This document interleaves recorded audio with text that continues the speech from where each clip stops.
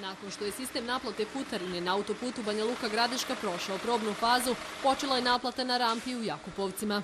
Već smo isprobali sve načine plaćanja, sve funkcioniše kako treba, gotovina, bankovne kartice, elektronska naplata,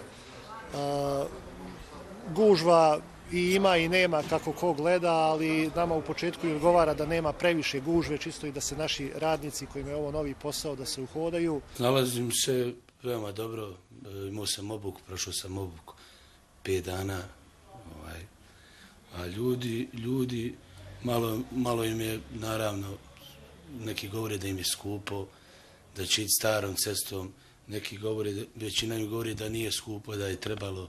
Trenutno je u funkciji otvoreni sistem naplate koji podrazumijeva jednu glavnu prolaznu rampu, dok će po završetku autoputa Banja Luka-Doboj i spajanjem na autoput Gradiška-Banja Luka profunkcionisati zatvoreni sistem kada će naplatne rampe biti postavljene na svim prilazima. Vozači, osim što su bili iznenađeni početkom naplate putarine, nisu imali primjedbi na cijenu koja se kreće od 2 do 10 maraka u zavisnosti od kategorije vozila. Ovako čas posla 2 marke, kad uzmeš da je hrvatski 150 km 9 eura, 2 marke, mislim da je jeftino čak. Pa nije ko želi brzo stići, nije. Za funkcionisanje sistema naplate putarine preduzeće Autoputevi osnovalo je novo odjeljenje koje zapošljava 22 radnika.